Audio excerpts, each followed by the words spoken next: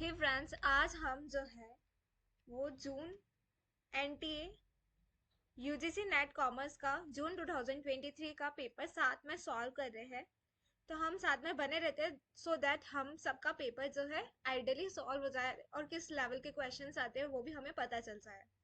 तो in this total Realism called authoritarianism, individual freedom is subordinated to the power of the authority of a group or state. Which of the following is not a type of totalitarianism?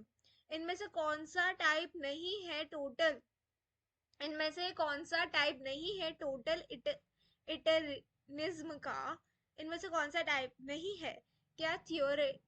क्या theocratic type नहीं है? क्या right wing type नहीं है? क्या tribal type नहीं है? या कंजर्वेटिव टाइप नहीं है? Please comment your answer in the comment section of question ID 908051। आपका आंसर क्या है? क्या इनमें से कौन सा टाइप नहीं है टोटल इटरियनिज्म का? Theocratic, right wing, tribal, conservative? तो मैं आपको साइड बाय साइड आंसर दिखा दूंगी, मुझे कोई इश्यू नहीं है, बट आप अपना आंसर जरूर पहले से बना दीजिएगा। तो इसका आंसर है, द आंसर इज डी। 908051 का आंसर है डी। तो द करेक्ट आंसर कौन सा इसका टाइप नहीं, वो है कंजर्वेटिव। कंजर्वेटिव इसका टाइप नहीं है। थियोक्रेटिक इसका टाइप है, राइट विंग इसका टाइप है, ट्राइबल भी इसका टाइप है, कंजर्वेटिव इसका टाइप नहीं है।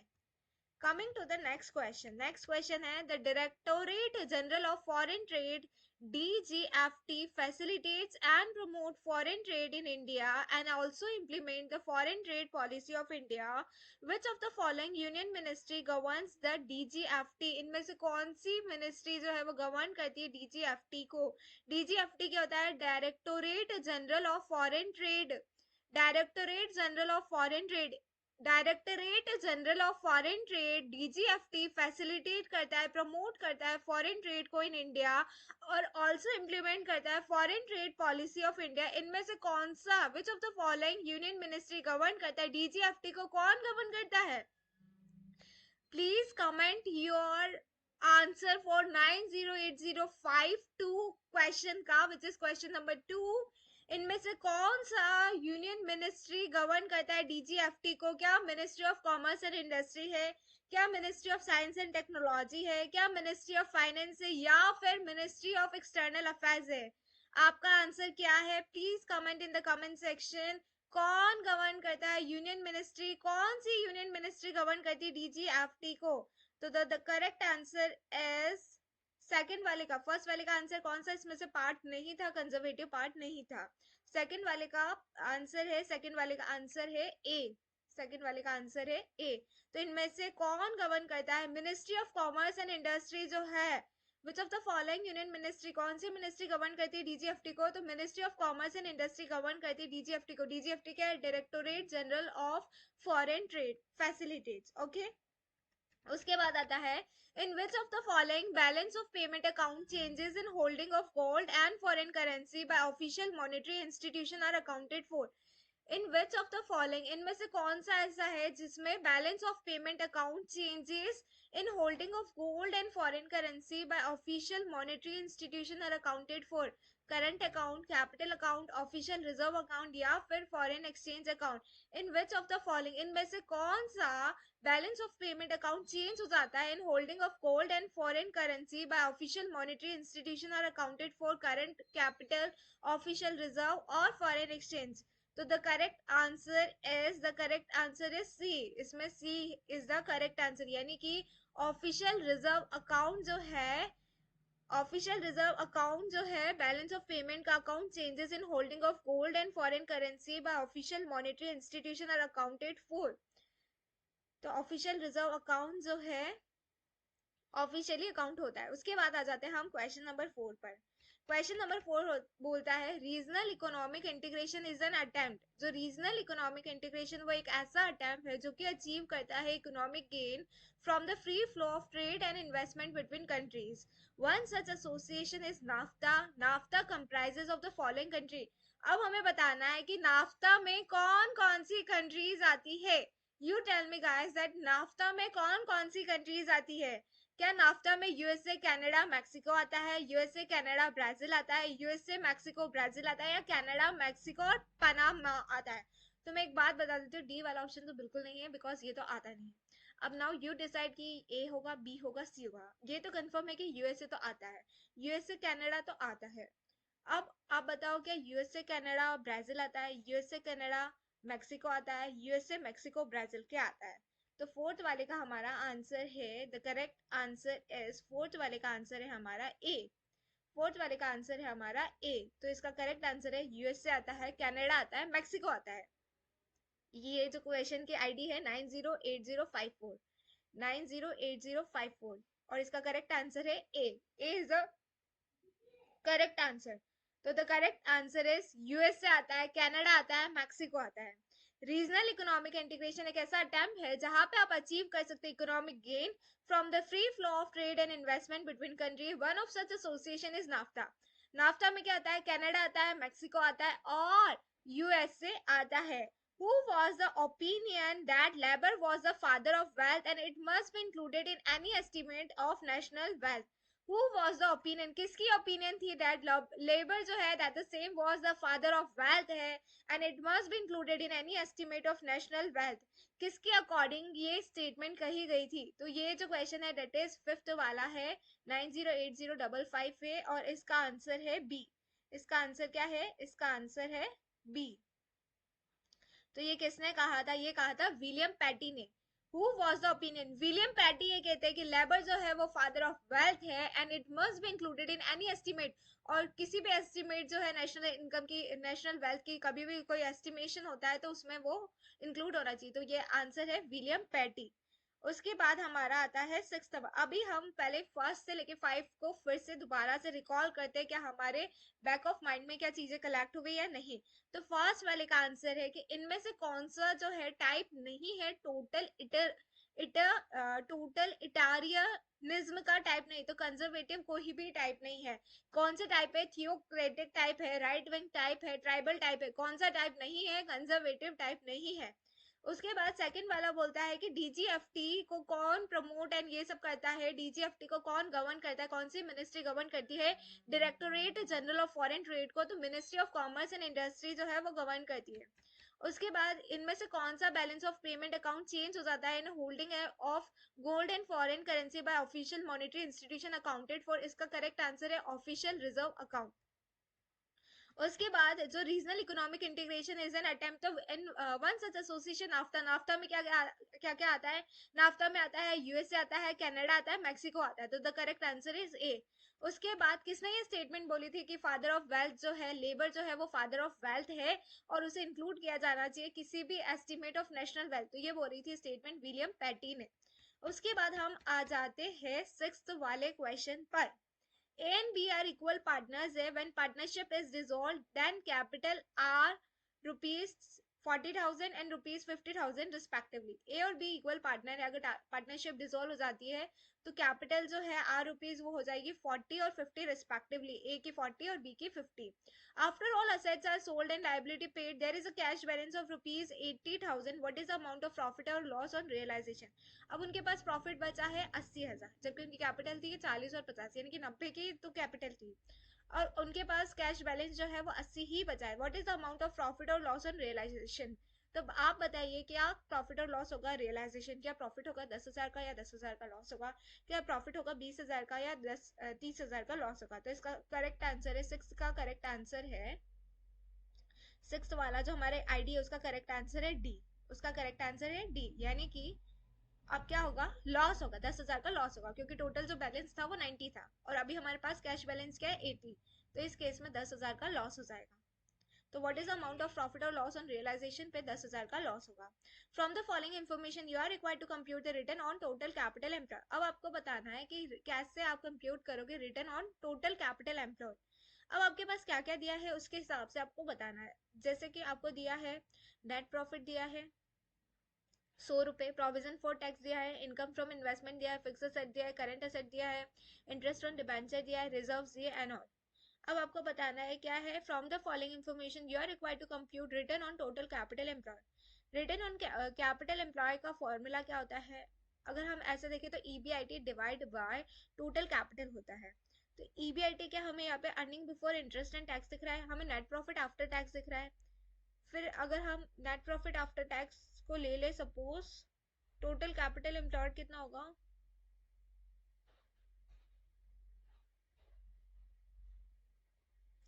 तो इसकी कंप्यूटेशन मैं कैसे करके बताऊँ एट प्रेजेंट। इसको हम सॉल्व करें, अगर suppose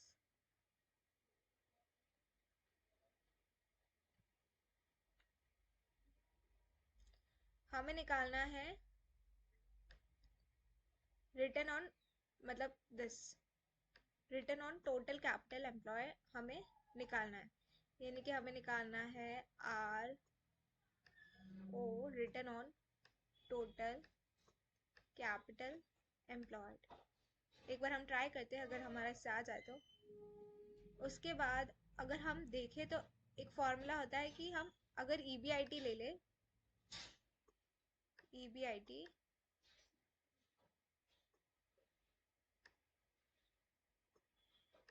hope that you get कि मैं क्या निकालना चाह रही हूँ। EBIT divide by average capital employed.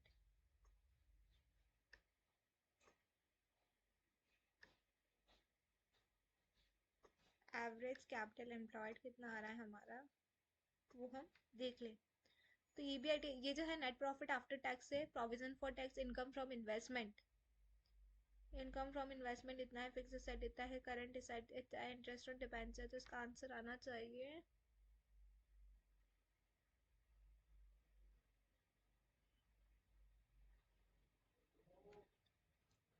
अगर मैं देखूँ नेट प्रॉफिट आफ्टर टैक्स ले लूँ, अगर सपोज,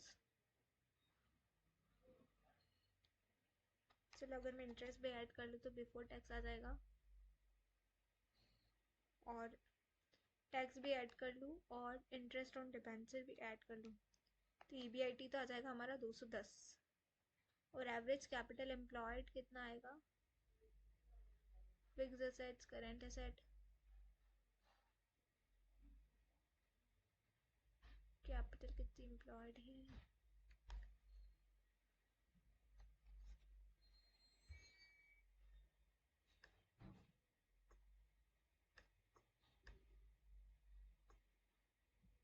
ये 210 है। एक बार मैंने ऐसे रफली लिखा है। उसके बाद अब मुझे निकालना टोटल कैपिटल एम्प्लॉय कितनी है। तो इन्वेस्टमेंट इतना है, फिक्स एसेट्स इतना है, करंट एसेट 1.5 है, और रिजर्व इतना है।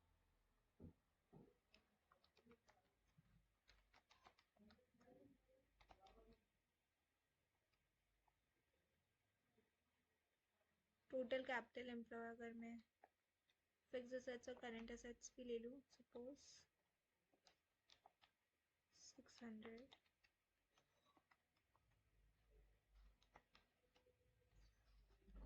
मेरा एग्जैक्टली वो नहीं आ रहा है, पर मेरा 35 आ रहा है। यानी कि मैंने एवरेज कैपिटल एम्प्लॉयड लिया है, फिक्स एसेट्स और करंट एसेट मैंने लिया है, यानी कि मैंने 450 और 150 लिया है।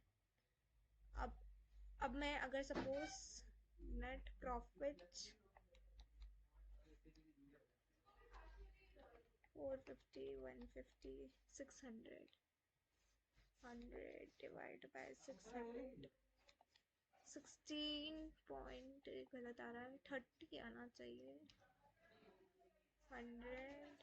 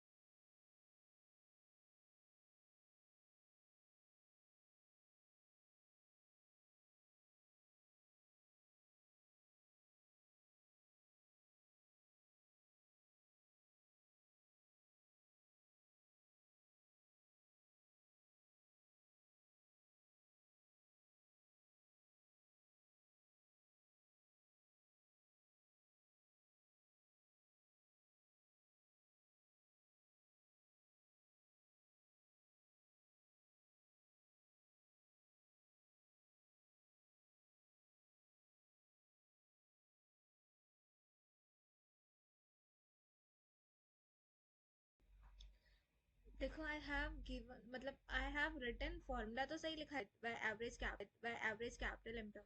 अब एवरेज कैपिटल एम्प्लॉयड में भी अलग अलग चीजें कर रहे हैं, किसी में ये रिजर्व्स ले रहे हैं,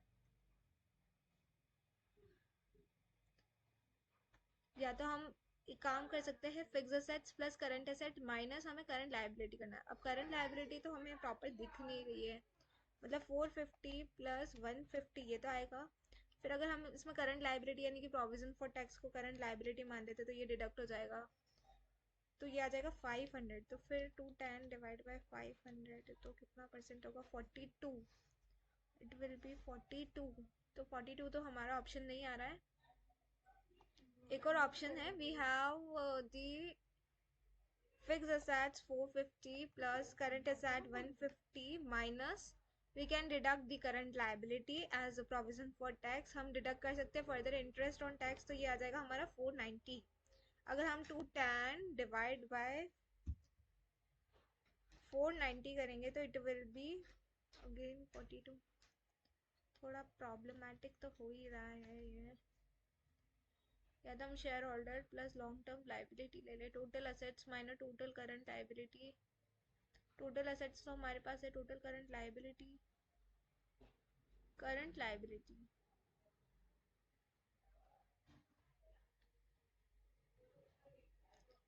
ईबीआईटी में इन्होंने क्या लिखा है, EBIT earning before interest and tax, earning before interest and tax total assets minus current liability. देखो आइडियली फॉर्मूला तो यही होता है कि ईबीआईटी।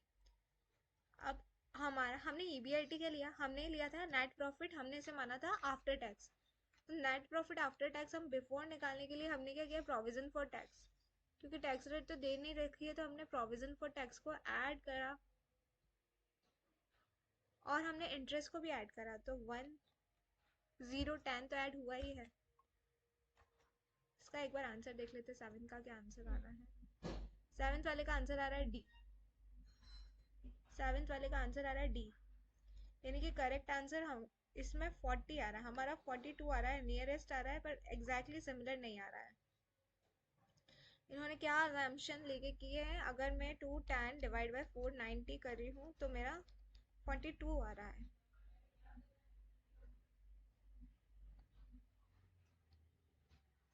ईबीआईटी में मैंने लिया नेट प्रॉफिट, ये लिया, प्रोविजन फॉर टैक्स लिया और इंटरेस्ट लिया, मैंने ये सारी चीजें ली। उसके बाद मैंने कैपिटल एवरेज कैपिटल एम्प्लॉयड में टोटल असेट्स यानी कि 450 प्लस 150, फिर इसमें से करंट लाइबिलिटी लेस करनी तो मैंने इंटरेस्ट लेस कर दिया, मैंने प्रोविजन फॉर टैक्स लेस कर दिया। मुझे लगता है ऊपर जो है 100 प्लस 10 ही आएगा, यानी कि 110 डिवाइड बाय 490। हाँ तो गलत हो जाएगा, इसका मैं फर्दर बताती हूँ। तो हम 8 वाले पे चलते हैं, which of the following is not the limitation of activity based costing. इनमें से कौन सी जो है एक्टिविटी बेस्ड कॉस्टिंग की लिमिटेशन नहीं है, इनमें से कौन सी which of the following is not the limitation of activity based costing, ABC costing की लिमिटेशन नहीं है। It involve various support activity in the process of making product, it does not provide relevant information for decision making, all costs cannot be identified easily with a particular activity, setup cost as well as cost of running and updating the abc system are very high। तो इनमें से कौन सी जो है वो limitation नहीं है, एक्टिविटी बेस्ड कॉस्टिंग की लिमिटेशन नहीं है। क्या सेटअप कॉस्ट और जो कॉस्ट है running and updating the ABC क्या वो बहुत ज्यादा होती है, कौन सी लिमिटेशन नहीं है, क्या जितनी भी कॉस्ट है कैन नॉट क्या वो आइडेंटिफाई नहीं होती है easily with a particular activity, क्या एबीसी में एक्टिविटी बेस्ड कॉस्टिंग में क्या आप इजीली आइडेंटिफाई नहीं कर पाते हैं, क्या ये आपको प्रोवाइड नहीं करता relevant information for decision making, तो ये तो सही है, तो ये इसका लिमिटेशन नहीं है। It involve various support activity in the process, तो मेरे हिसाब से इसका आंसर सी होना चाहिए। एट्थ का हम देख लेते हैं, एट्थ का क्या आंसर है, एट्थ का आंसर है 90805008, 90805008।